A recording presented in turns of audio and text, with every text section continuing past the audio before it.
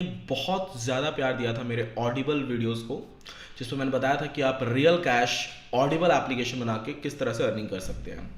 आज इस वीडियो में मैं बताने वाला हूं कि आप एक ई बुक एप्लीकेशन बनवा के कैसे अर्न करोगे, क्या कॉस्ट आएगा, क्या फीचर्स आपको डलवाने चाहिए, कितना यूज़र फ्रेंडली वो होना चाहिए। और ये वीडियो मैं क्यों बना रहा हूँ पहले थोड़ा आपको डिटेल में समझा देता हूँ। इसके पहले मैंने एक वीडियो बनाया था जिसमें मैंने रियल कैश, यानी कि आप सभी को पता है, जैसे मैं लास्ट वीडियो में बताया था आपको कि रियल कैश का मतलब ये नहीं होता कि आप जो जिसमें यूजर्स अर्न कर रहे हैं, ठीक है। यहाँ पे आप यूजर से पैसे ले रहे हो, ठीक है। आपका कंटेंट आप उन्हें दे रहे हो, आप यूजर से एक अमाउंट ले रहे हो, सब्सक्रिप्शन जो बिजनेस मॉडल रहता है उसी के ऊपर। और उसमें सच में बहुत ज़्यादा अर्निंग है। ज़्यादातर एप्लीकेशन वैसे ही बिजनेस मॉडल के ऊपर वर्क करते हैं। और ये जो मेरा वीडियो है इसमें भी मैं वैसे ही सब्सक्रिप्शन बिजनेस मॉडल को लेके बात करने वाला हूँ, प्लस एक ई बुक एप्लीकेशन से। दोस्तों, सब्सक्रिप्शन बिजनेस मॉडल में सिर्फ एक ऑडिबल एप्लीकेशन नहीं है, ऐसे ना जाने कितने एप्लीकेशन होंगे और मेरे चैनल पर आपको देखने को जरूर मिलेंगे। पर आज इस वीडियो में बात करने वाला हूँ मैं कि आप एक ई बुक एप्लीकेशन डेवलप करा के कितना अर्न कर सकते हो, और ई बुक एप्लीकेशन क्यों आपको डेवलप कराना चाहिए, क्या सच में इसका मार्केट में ग्रोथ है। यस, बिल्कुल है। क्यों है पहले बता दूं या फिर पहले पॉइंट कवर करूं? पहले बता देता हूं आपको। चलिए, why develop E book application, point भी है मेरा और आपके मन में क्वेश्चन भी होगा, आखिर इसमें कितना अर्न कर पाओगे आप। दोस्तों, आफ्टर कोविड-19, कोरोना काल के बाद सबसे ज्यादा, अभी भी पुणे में लॉकडाउन है आफ्टर 8 बजे के बाद पुणे में यहाँ पे लॉकडाउन है, रात के 8 बजे के बाद।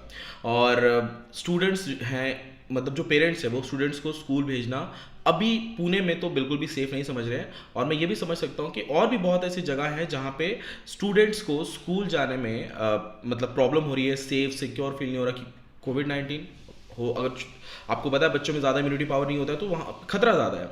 तो पेरेंट्स उनको बायजूस एप्लीकेशन या फिर और भी ना जाने कितने ऐसे एप्लीकेशन है जहाँ से उनको ऑनलाइन टीचिंग या फिर ऑनलाइन स्टडी करवा रहे हैं, ठीक है। जो सिंसियर होते हैं वो पढ़ते हैं, जो सिंसियर नहीं होते वो नहीं पढ़ते हैं। लेकिन जो सिंसियर हैं, सिंसियर बहुत रहते हैं पढ़ाई को लेके। और आजकल के जो भी अभी जो जनरेशन, आप सभी को पता है, जितने भी नए बच्चे आप देख लो, सब के सब सीरियस रहते हैं पढ़ाई के लिए। मुझे ऐसा लगता है सबके सब में से मतलब 60 to 65% सबके सबसे मेरा ये मतलब है 60 to 65% तो एटलीस्ट सीरियस हैं पढ़ाई को लेके।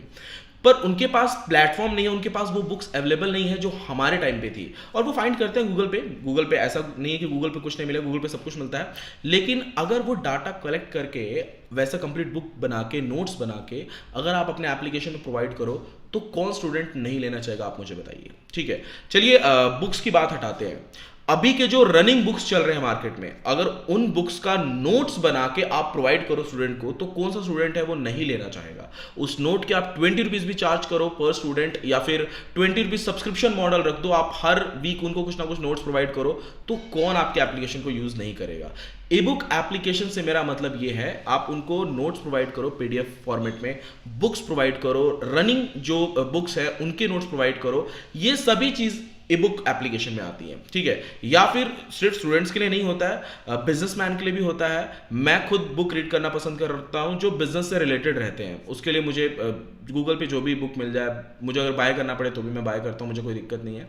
तो अगर आप बिजनेस से रिलेटेड बुक्स डालते हो या किसी कोर्स से रिलेटेड अगर आप एप्लीकेशन ऐसा बनवा के उसमें मतलब नोट्स या फिर पूरा पीडीएफ फॉर्मेट डाल देते हो, पूरा लिख के नोट जैसे भी आपको रेडी करके डालना है, तो कौन नहीं लेना चाहेगा। यस दोस्तों, सभी लेना पसंद करते हैं और बहुत अच्छा अर्निंग रहता है इसमें। और कोविड-19 के बाद से ऐसे एप्लीकेशन की ग्रोथ बहुत ज़्यादा बढ़ी। आप जाके गूगल पे सर्च कर लो, ई बुक एप्लीकेशन बहुत ज्यादा ऑन डिमांड वीडियो है। एक्चुअली ऑन डिमांड वीडियो है, ऐसा नहीं है कि मैंने मतलब सोच के ऐसे ही बना दिया कि सब्सक्रिप्शन बिजनेस मॉडल है। बट ये वीडियो ऑन डिमांड इसलिए है क्योंकि ई बुक एप्लीकेशन आफ्टर कोविड-19, आपको भी पता होगा, मुझे एक्सप्लेन करने की जरूरत ही नहीं है कि ई बुक एप्लीकेशन कितना ज्यादा मार्केट में बूम कर रहा है और आपको बनवाना चाहिए। नोट्स प्रोवाइड करो, आप नहीं कर पा रहे हो, आपके पास जो होशियार बच्चा है या फिर आपके पास जो टीचर है उसके लिए बिल्ड करो। दोस्तों, जरूरी नहीं होता है जो हमारे पास नॉलेज नहीं है वो और किसी के पास ना हो। आपके पास जिसके पास नॉलेज है उसकी नॉलेज को आप सेल कर सकते हो। ऑब्वियसली आजकल यही चल रहा है और बिजनेस मतलब ही यही होता है। आप नॉलेज सेल करके भी आप अच्छा खासा अर्न कर सकते हो। कोचिंग सेंटर में जाते हो, टीचर क्या करता है, वो अपने नॉलेज को हमारे साथ सेल करता है, बेचता है। ऑब्वियसली फीस तो ले रहा है ना, मतलब सेल कर रहा है वो।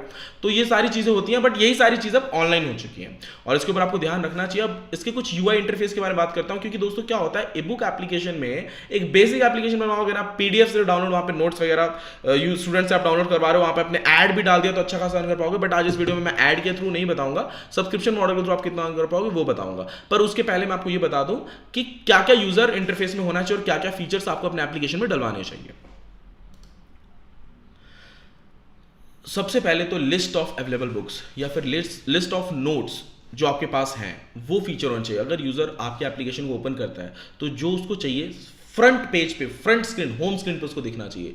उसको घुमाना नहीं है कि इस मेनू पे जाओ, उस मेनू पे आपने फर्स्ट होम स्क्रीन पे अपना ऐड करके रखा है, ऐसा नहीं करना है। जो यूज़र को चाहिए वो यूज़र को होम स्क्रीन पे दिखना चाहिए, स्टूडेंट्स को, यानी कि वो क्योंकि ऐड वीड के चक्कर में नहीं पड़ते हैं। आपका एप्लीकेशन उनको अच्छा नहीं लगा, वो दूसरा एप्लीकेशन फटाफट स्विच हो जाएंगे, क्योंकि उनके पास टाइम कम रहता है। किसी भी स्टूडेंट के पास टाइम बहुत कम रहता है, स्टडी को लेकर तो और भी कम रहता है। सेकेंड, उसमें जो आप पीडीएफ डाल रहे हो या फिर कौन सी फॉर्मेट में डाल रहे हो, सभी फॉर्मेट्स को सपोर्टेबल रखो। अगर आप पीडीएफ फॉर्मेट में नहीं डाल रहे हो, किसी अदर फॉर्मेट में भी डाल रहे हो, तो उस एप्लीकेशन में सपोर्ट होना चाहिए, ठीक है। अगर आपने किसी स्टूडेंट को भी बोल रखा है कि वो वहां से पीडीएफ अपलोड कर सकता है, नोट्स आप स्टूडेंट से भी अपलोड करवा रहे हो, तो जरूरी नहीं है कि वो आपको पीडीएफ फॉर्मेट में अपलोड करेगा। हो सकता है वो पीएचडी फाइल में अपलोड कर दे या किसी अदर फाइल में, तो सपोर्ट करे। एप्लीकेशन में सभी फॉर्मेट सपोर्टिव रखो, ताकि अगर कोई स्टूडेंट भी अपलोड कर रहा है तो दूसरे स्टूडेंट को पढ़ने में उसे कोई दिक्कत ना हो, वो हर फॉर्मेट में रीड कर सके, ठीक है। ये जो मैं पॉइंट्स बता रहा हूँ ये इंपॉर्टेंट पॉइंट्स है जो आप लोग मिस कर देते हो ई बुक एप्लीकेशन बनवाते time. Store your favourite book. अगर कोई स्टूडेंट रीड कर रहा है, उसको अच्छा लग रहा है, बट एट ए टाइम उसको कहीं जाना है, तो अपने फेवरेट्स को अपने फेवरेट का जो ऑप्शन रहता है उस बुक को अपने फेवरेट ऑप्शन में स्टोर करके नेक्स्ट टाइम आके वापस उसी पेज से पढ़ सके जहां पे उसने छोड़ा था, ठीक है। तो ये भी आपको ध्यान रखना है, सिर्फ फेवरेट ऑप्शन ऐड नहीं करना है, बट जहां पे उसने स्किप किया या जहां पे उसने छोड़ा वहीं से वो दोबारा रीड कर सके। ये जो मैं फीचर्स बता रहा हूँ ना, ये ई बुक एप्लीकेशन में ज़्यादा नहीं होते, मतलब ये इंटरेस्टिंग और बहुत इंपॉर्टेंट फीचर्स एक्चुअली हैं जो आपको डलवाने चाहिए कभी भी ई कॉमर्स एप्लीकेशन में। रीडर फ्रेंडली होना चाहिए। अगर आपके बुक को कोई रीड कर रहा है तो वो रीडर फ्रेंडली होना चाहिए। टाइटल जैसा दिखना चाहिए। टाइटल जैसा नहीं दिखेगा, थोड़ा बोल्ड नहीं दिखेगा, तो लोगों को पता ही नहीं चलेगा वो टाइटल है। कॉमा, फुल स्टॉप, अगर आप नोट्स डाल रहे हो तो रीडर फ्रेंडली होना चाहिए। उनको समझ में आना चाहिए कि हाँ कहाँ पे टाइटल है, कहाँ पे कॉमा है, कहाँ पे फुल स्टॉप है, कहाँ पे ये पैराग्राफ खत्म हो रहा है, ये सभी चीजें होनी चाहिए। एकदम रीडर फ्रेंडली होना चाहिए। ऐसा कंटेंट आप भी बनाओ। अगर आप किसी वेंडर को दे रहे हो, किसी स्टूडेंट को दे रहे हो डालने के लिए, तो उसको भी ये बताओ कि एकदम यूजर फ्रेंडली बनाए उसे, मतलब सिंपल, ज्यादा कुछ ये नहीं कि एक पैराग्राफ के नीचे फिर एक ऐड, एक पैराग्राफ के एक नीचे ऐड, ऐसा नहीं होना चाहिए। एकदम रीडर फ्रेंडली रखो। ऐड कैसे डालते हैं ये भी मैं आपको बताऊंगा आगे वीडियो में।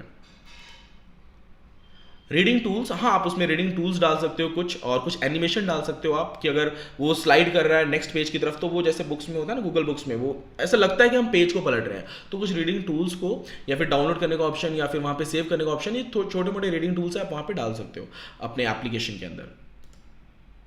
सोशल इंटीग्रेशन ये बहुत ज़रूरी है। वो ज़रूरी इसलिए दोस्तों ये क्योंकि अगर आपने उसमें फॉलो वगैरह का सिस्टम डाल के रखा है, या फिर मैं नोट्स पढ़ रहा हूँ, मुझे पसंद आ गया किसी वेंडर का नोट जिसका मैं पढ़ रहा हूँ, तो मैं उसको फॉलो कर सकूँ ताकि उसके नेक्स्ट बुक जब आए तो मैं फटाफट मुझे नोटिफिकेशन मिले। तो सोशल इंटीग्रेशन आप रखो वहाँ पे, गूगल लॉगिन, फेसबुक लॉगिन रखो, ताकि यूज़र का भी डाटा आप अपने पास रख सको। यूज़र अगर सोशल लॉगिन नहीं रख रहे हो तो नॉर्मल यूज़र रजिस्ट्रेशन तो एटलीस्ट रखो, ताकि आप यूज़र का डाटा देख सको और नेक्स्ट टाइम उन्हें अपने बुक का कुछ प्रमोशनल वगैरह देना है, कुछ कूपन कोड्स देने हैं, कुछ ऑफर्स देना है, कुछ डिस्काउंट देना, वो आप नोटिफिकेशन के थ्रू उनको दे सको, और मेल के थ्रू आप उनको अपने और भी बुक सेल करवा सको। जैसे मैंने बताया था दोस्तों मेरे लास्ट वीडियो में कि एक 20 रुपीज़, मतलब अगर आपके 1000 भी स्टूडेंट हो जा रहे हैं ना, 1000 स्टूडेंट हैं आपके, और आपने 20 रुपीज़ बस मतलब वो रखा है, 20 रुपीज़ आपका सब्सक्रिप्शन मॉडल है, फर्स्ट प्लान आपका 20 रुपीज़ का है, तो 1000 स्टूडेंट इजीली मिल जाएंगे दोस्तों आपके, अगर एप्लीकेशन में बेस्ट कंटेंट है तो, ठीक है। तो 20 रुपीज़ अगर एक स्टूडेंट पे कर रहा है तो रिकरिंग आपका, मतलब जो हर महीने आने वाला है वो आपका 20,000 रुपीज़ हो जाता है फिक्स। 20 रुपये एक स्टूडेंट ने पे किया, 1000 आपके एक्टिव स्टूडेंट हैं, 20 रुपये एक स्टूडेंट ने पे किया, और 1000 आपके एक्टिव स्टूडेंट हैं, तो 20,000 रुपये आप रिकरिंग अमाउंट, यानी कि हर मंथ आपके अकाउंट में आएगा ही आएगा। और जो नोट्स वगैरह ये सब जो रेडी करते हैं ना, उनका दिमाग और कहीं नहीं लगता है, वो उसमें ही ज़्यादा एक्सपर्ट होते हैं। तो उनके लिए रिकरिंग अमाउंट, यानी कि हर महीने रिकरिंग अमाउंट, मतलब हर बार आता रहे वो पैसा, तो वो आपके पास आए, ये कभी भी आप सोचोगे, राइट। क्योंकि आप नोट्स वगैरह वो ज़्यादा और कहीं दिमाग नहीं लगता, वो नोट्स लिखने में जिनका दिमाग रहता है ना, वो ज़्यादा और कहीं अपना दिमाग खर्चा नहीं करते हैं। तो रिकरिंग बिजनेस मॉडल पर आपको फोकस करना है। अगर आप नहीं लिख पा रहे हो, ऐसा ज़रूरी नहीं है कि आप नोट्स लिखने वाले ही होने चाहिए या फिर बुक डालने वाले, बुक लिखने वाले होने चाहिए, ऐसा कुछ ज़रूरी नहीं है। आप नहीं लिख पा रहे हो तो आपके आसपास कोई कोचिंग सेंटर चलाते हो, उनके सर से आप बात करो, उनकी नोट्स को रेडी करो और आप सेल कर सकते हो। 20 रुपीज़ कोई भी पे करेगा दोस्तों, मंथली आप 20 रुपीज़ बोल रहे हो, 100 रुपीज़ के तो लोग आइसक्रीम खा जाते हैं यहाँ पे, कोई भी पे करेगा। बस आपका कंटेंट और आपका प्रमोशनल जो आपका वीडियो क्लिप रहेगा वो प्रोफेशनल होना चाहिए, वो अट्रैक्टिव होना चाहिए, ताकि यूज़र आपके उस जो ऐड है उसको देख के आपके एप्लीकेशन पे आए। एक बार वो आ गए, जाना ही नहीं चाहिए। ऐसे कंटेंट स्टार्टिंग के होम स्क्रीन पे रख दो, जैसे कि मैंने पहले बताया कि ज़्यादा उसमें किचकिच नहीं करना। होम स्क्रीन पे जो उसको चाहिए फटाफट वही सामने उसको दिखाओ, ताकि वो यूज़ तो एटलीस्ट करे, ठीक है। और बाद में एक दो आप फ्री भी रखो, और कुछ जो पेड रहेंगे वो बाद में आप उनको पेड करो, ऐसे भी आप कर सकते हो। तो आई होप दोस्तों आपको मेरा वीडियो पसंद आया होगा, और कुछ इंटरेस्टिंग बातें मैंने जो आपको बताई हैं वो भी आपको अच्छी लगी होंगी। और अगर सच में लगी हैं तो इस वीडियो को लाइक ज़रूर कीजिएगा, और आप मेरे चैनल पर नए हो तो चैनल को सब्सक्राइब कर लीजिएगा। थैंक यू दोस्तों, मिलते हैं नेक्स्ट वीडियो में।